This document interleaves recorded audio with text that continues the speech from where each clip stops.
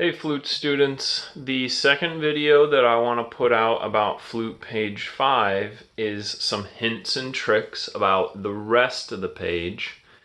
If you've already finished the E flat and F finger patterns at the beginning of the book, and you've finished easy number 31 and 32, and you feel very good about going from F to E flat quickly, that's when we start playing Itsy Bitsy Spider, theme from Symphony number 9, along with the rest of the page. I can't go and through and show you every song, but what I will do, like I do in our lessons at school, is I'm going to show you the trickiest spot of each song, and I'm going to tell you what I usually tell people when they start these songs. So to start out, when I talk about Itsy Bitsy Spider, I always say to everyone, the first half of the song is very easy because it only uses B flat, C, and D. Those are your page 3 notes. So if you're all the way on page 5 with me, you should be very good at the beginning of Itsy Bitsy Spider.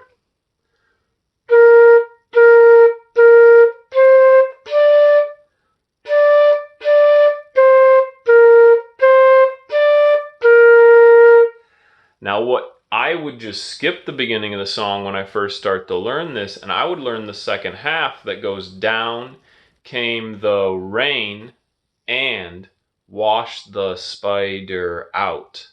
And the way I would practice it is I would play down came the rain and a bunch of times, so I got really good at it, and then I would practice the last 5 notes, wash the spider out, a bunch of times till I got good at it. So quickly, let me show you what I mean. I'm on the second half of the song, starting right after the big rest in the middle of Itsy Bitsy Spider. Down came the rain, here I go, ready and go.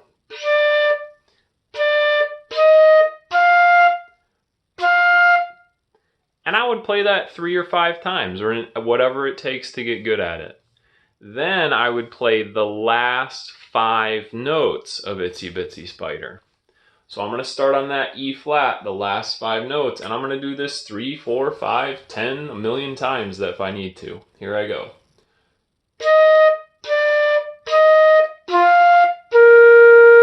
So wash the spider out is what I just played. Then when I got good at that, I would play the whole down came the rain and wash the spider out. If I can do that really well, then I'm going to try to play the whole song. One last thing I'm going to say about this for the flute in particular is you want to watch out for the Fs, especially the last F of the song. So I'm talking about the second to last note going to the last note. If you've heard me talk about this or you watched the other page 5 video, it says that F and B flat are cousins because you just move these 2 fingers that are near your face on your top hand to make it go. So here's the words der out, the last 2 notes like this. That's an easy thing to do, but because F is new to someone who's working on 33, they don't always get it. Now, Symphony number 9, I'm just going to tell you when I usually do Symphony number 9, number 34 with people, it's not usually a big deal. What you might want to do is take a pencil and look for notes that are double notes. And what I mean by that is, for example, the first 2 notes of the song, it doesn't start on 1 D, it starts on 2 Ds. So don't play D, E, F at the beginning of the song, make sure you play D, D, E, F. And then another example is when I get to that F, there's 2 of them. So listen, D, D, that's double D there, and then E, and then F, F is double F. E, D, C, and then it comes down to B flat, another double note. So you might want to take your pencil and lightly draw a line between those double notes to make sure that you don't just play one of them, you want to play both of them. So I'm going to play a little bit of this just to show you. It's not a difficult song for most people, and I'm going to emphasize those double notes. So I start on D, D.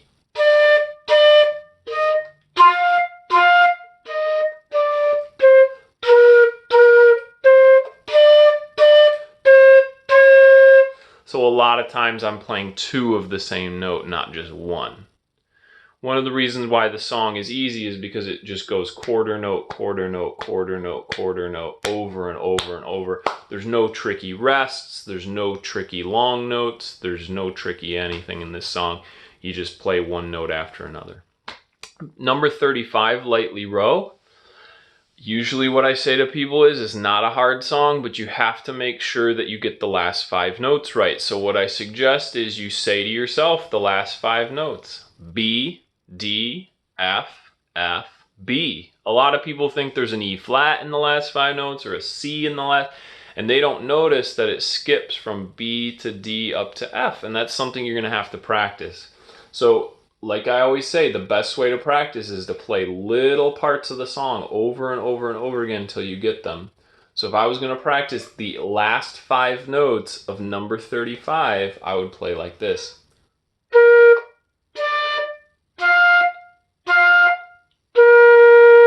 And I would do that 4, 5, 6, 7, 10, 20, 100 times until I got it right.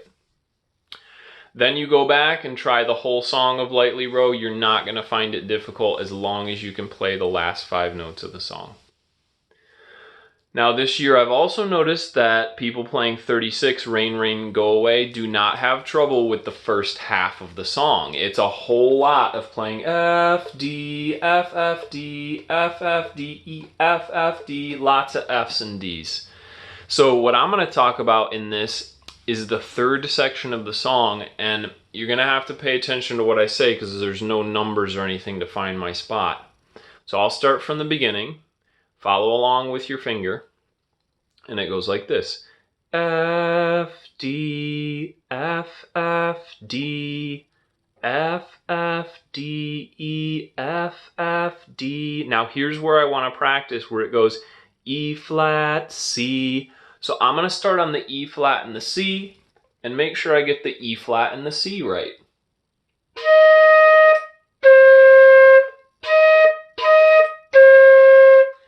And then the ending's a piece of cake too. I'm not sure why, but most people who play this song, they miss the part that I just played that goes E, C, E, E, C. So just watch out, and if you notice the E flat and the C, you're gonna get it right.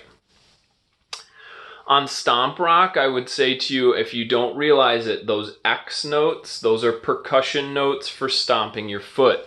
You can stomp your foot for fun when you're done learning the song, but when you first learn it, make sure you leave the foot stomps out, make sure you know the notes, and then when you go back, you can make a little concert out of it for your family by stomping your foot. That's why I put this song in here, because it sounds really cool when we play it on a concert.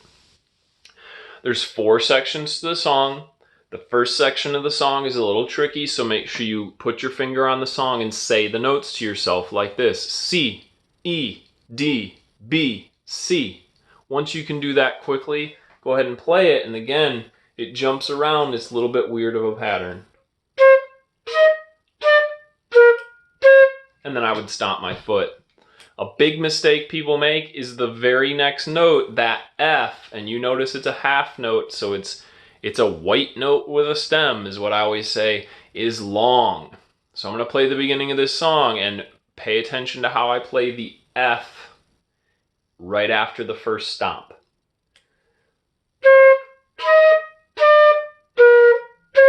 Rest, stomp, rest. So I made sure I held that F out, and I didn't make it into a quarter note on accident. So Jingle Bells, everybody knows Jingle Bells in their mind. If you want to play it for your family for a concert, this would be the coolest song to play for people in your family on this page to practice your Fs. I'm going to say what I say about most songs. The last 5 notes of the song are very important, so practice those by themselves 10 times. The words jingle all the way. And then also the last 6 notes of the first line. The last 6 notes of the first line. Those words go jingle all the way, rest, hey. So that's how this would go.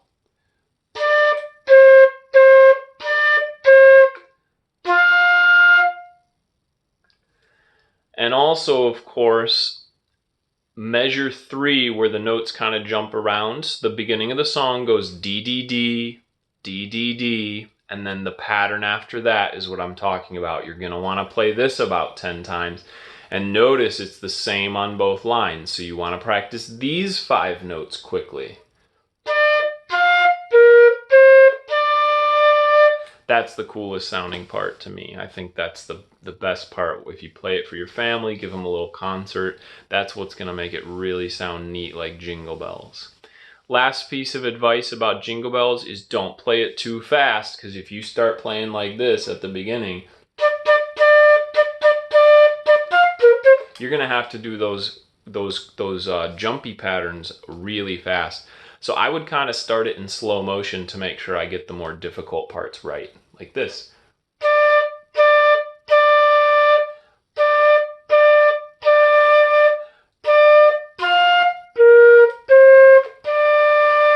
Like I always say, take your time.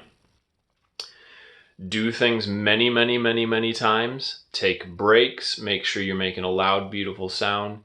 We're trying to work on making the Fs the best they can be on page 5. Page 5 is very important for the flute, so you can't work on page 5 too much. All right, guys, try to play your instrument at least once or twice a week. I hope to see you again this school year. Stay healthy, stay safe. Bye-bye.